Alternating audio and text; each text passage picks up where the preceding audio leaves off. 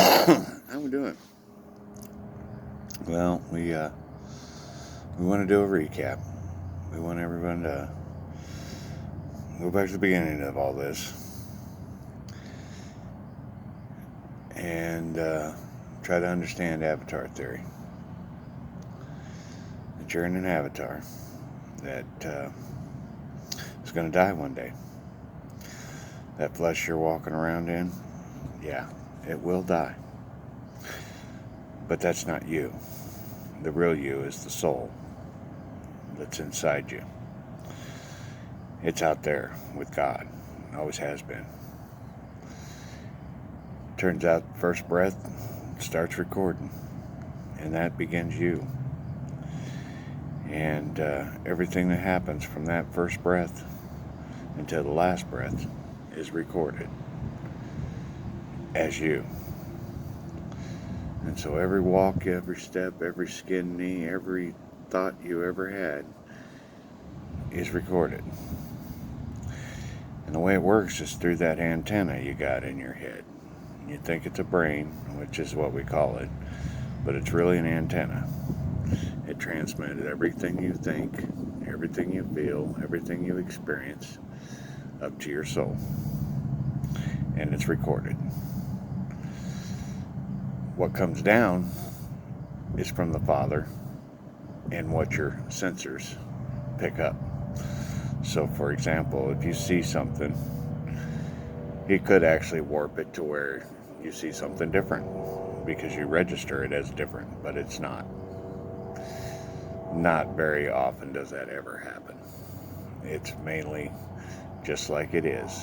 You see a rock, you register it as a rock, and you move on. But it's recorded that you looked at that rock and that you thought about that rock. So that's how this simulation works. See, that's what you're in, is a simulation. It's like the Matrix, the movie The Matrix. But instead of being plugged in the back of our neck in a thing, whatever they was, you're being recorded in on your flash drive. It's kind of what we want to call it. It's the easiest way to understand it. Everything you do, everything you are, is being recorded. And you have a Holy Spirit that runs in the background that keeps score. Good things you do, it makes marks and scores points, and bad things you do, it marks and scores bad points, or takes away points. Well, actually, not take away. It's an adding thing. See, bad things add up, and good things add up. And when it's all said and done, you really want to have a whole lot more good than you have bad things added up. But then up there in your head, you think you have just you, but in reality, you have the devil, the Father, and you. The three of you are in every decision, everything you do, everything you are. You don't realize it, but they are. And when you sit and you think about a problem, and when you try to decide where you're going to go with that problem, thoughts will come to your head. That's them. Sometimes it's the devil, the bad guys. Sometimes it's the Father telling you the good thing to do, the right thing to do. And sometimes the choice really isn't about good or bad. It's about what's best for you. And that's when you learn to understand and hear the voice of God, because you're going to do the thing that's best for you. But if you haven't ever distinguished between the good voice and the bad voices, you can literally do something that is not good for you, and you don't realize it until after you started, and then you're like, hey, this doesn't work out too well. This is not me. This is bad. And then you have to go back. But that's something for the fine Jedis, the ones that really have the understanding and know who they're talking to and when they're talking to. But most don't even know that they're talking to them. They think they're deciding themselves, and they're just randomly rolling through ideas in their head. That's not how it works over here. And for that matter, on the top side, a lot of the same. Except we'll be really, literally be there in front of you to be able to help you, to talk to you. And, but, you know, it's about getting to the top side. And that's what this avatar theory is about. You're in a simulator that's designed to beat you up, to push you, to take everything that you have and test you. Everything here falls apart. Everything here is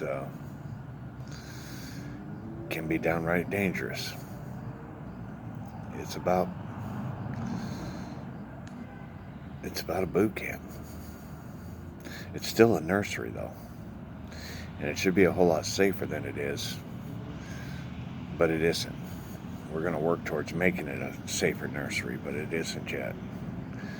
Right now, it's a dangerous boot camp. Things blow up. Things fall out from underneath you. Your whole life could totally be destroyed by one person's actions. And you have no control over those things. And you have to figure out what to do after your life has been imploded.